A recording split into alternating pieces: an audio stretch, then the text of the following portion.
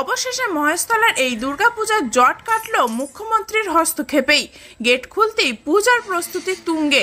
শিশু উদ্যানের জমিতে হবে কমিউনিটি হল, তাই নিয়েই জনস্বার্থ মামলা এবং বিবাদ। 2023 সালের আগে পর্যন্ত এই দুর্গাপূজা কমিটি কোনো প্রকার অসুবিধার সম্মুখীন হয়নি। 2023 সাল থেকেই মহেশতলার অন্যান্য পুজো কমিটিগুলিকে মহেশতলা পুরসভা অনুমতি দিলেও কল্যাণ সমিতির সার্বজনীন দুর্গোৎসব কমিটিকে পূজার অনুমতির জন্য কোর্টের দ্বারস্থ হতে হয়েছে। মহেশতলা পুরসভার 16 নম্বর ওয়ার্ডের সন্তোষপুর গভর্নমেন্ট কলোনির এই দুর্গাপুজোটি পশ্চিমবঙ্গ সরকারের শরণার্থী ত্রাণ এবং পুনর্বাসন দপ্তরের শিশু উদ্যানের জমিতেই করা হতো।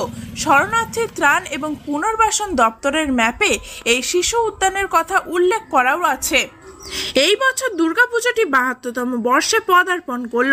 গত 3রা সেপ্টেম্বর বিচারপতি অমৃতা সিনহার এজলাসে শিশু উদ্যানে অস্থায়ী প্যান্ডেল বানিয়ে পূজা করবার অনুমতি দেন। সেই মতোই বাঁশ বেঁধে প্যান্ডেল তৈরির কাজও শুরু হয়েছিল জোর কদমে। প্রায় অর্ধেক প্যান্ডেল তৈরিও হয়ে গিয়েছিল।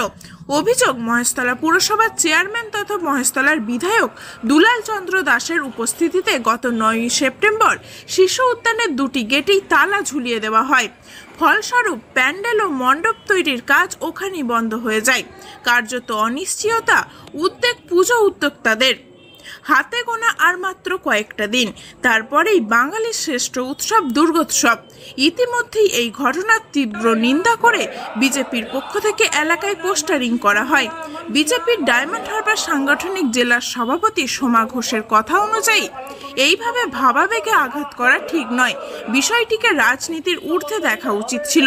মহামান্য আদালত যখন অস্থায়ী প্যান্ডেলে পুজোর অনুমতি দিয়েছিল, তখন পুজোটি করতে দেওয়াই যেতে পারত। দক্ষিণ 24 পরগনার মহেশতলার অন্যান্য আর 5টা পুরনো পুজোগুলির মধ্যে কল্যাণ সমিতি সার্বজনীন দুর্গোৎসব কমিটিও পুরনো একটি পূজা কমিটি। পুজো উদ্যোক্তাদের পক্ষে সহসভাপতি দীপক মিস্ত্রি জানান, আমাদের কোর্টের রায় থাকা সত্ত্বেও আমরা পুজোর প্যান্ডেল করতে পারছি না। গতকাল চেয়ারম্যান সাহেব এসে আমাদের এই গেটে তালা লাগিয়ে দিয়েছে। সে বলছে যে মানে উপর থেকে নাকি অর্ডার আছে যে তালা লাগিয়ে দেওয়ার। আমরা সেটা বুঝতে পারছি। দীপক, আমি ভাইস প্রেসিডেন্ট। সন্তোষপুর উদ্বাস্তু উন্নয়ন সমিতির সম্পাদক বিশ্বনাথ দাস জানান, 2015 সালে এখানে একটা শিলান্যাস করে যে এখানে কমিউনিটি হল হবে। সেই দিন থেকে সন্তোষপুর উদ্বাস্তু উন্নয়ন সমিতি এর বাধা দেয় এবং প্রতিবাদ করে। বিভিন্ন মহলে চিঠিও আমরা দিই, কিন্তু সেই চিঠির কোনো গ্রাহ্য উনি করে না। পরবর্তী ক্ষেত্রে আমরা হাইকোর্টের দ্বারস্থ হই। হাইকোর্ট রায় দেয় শিশু উদ্যানই থাকবে, এখানে কমিউনিটি হল করা যাবে না। কিন্তু রায়ের মধ্যে একটি জায়গায় দিয়েছিল, যদি এই জমিটির কনভার্সন করতে পারে নিয়ম অনুযায়ী, তাহলে আইন অনুযায়ী পারবে। কিন্তু বর্তমানে 2023 সালে আবার দেখা যায় এখানে একটি পোস্টার করে পৌরসভার পক্ষ থেকে চেয়ারম্যান, যে এখানে সরকার তাদের জমি দিয়ে দিয়েছে, যে এখানে কমিউনিটি হল ওরা করবে। তো আবার আমরা কোর্টের দ্বারস্থ হই এবং আমাদের আইনজীবী যারা আছে সেই অনুযায়ী, তাদের কথা অনুযায়ী এখানে যেভাবে কনভার্সন করেছে সেটা বেআইনিভাবে কনভার্সন হয়েছে এবং তার এগেইনস্টে চ্যালেঞ্জ হয়। 23 সাল থেকে এখনো পর্যন্ত এই মামলা চলছে দীর্ঘদিন ধরে। 23 সালে আগে পর্যন্ত কোনো পারমিশন দিতে হতো না পুজোর জন্য। নর্মালি যে পুজো হতো সেরকম পারমিশন অন্য ক্লাব যেরকমভাবে নিত সেরকমভাবে নিত। কিন্তু 23 সাল থেকে বাধা সৃষ্টি করে যে এখানে এই জায়গায় পুজো করতে পারবে না, এই কারণে যে এই জায়গায় কমিউনিটি হল হবে। এবারও অমৃতা সিংয়ের এজলাসে এই টেম্পোরারি পুজো করবার জন্য রায় দেয়, কিন্তু হঠাৎই দেখি শুনলাম কালকে এখানে চেয়ারম্যান এসে বাধা দেয় যে এখন এই মুহূর্তে প্যান্ডেল করা যাবে না। আমি সন্তোষপুর উদ্বাস্তু উন্নয়ন সমিতির সম্পাদক, আমার নাম বিশ্বনাথ দাস।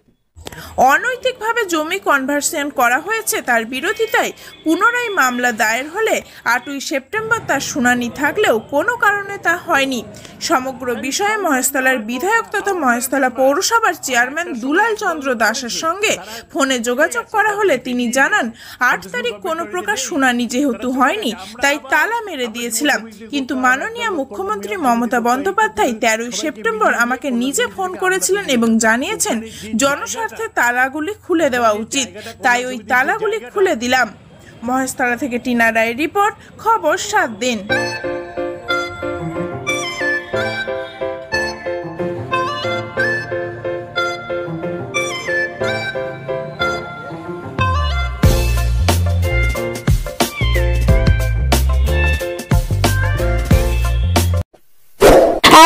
তাজা ও গুরুত্বপূর্ণ খবর পেতে খবর শোধন চ্যানেলটি সাবস্ক্রাইব করুন এবং নোটিফিকেশন পেতে বেল আইকনটি টিপুন।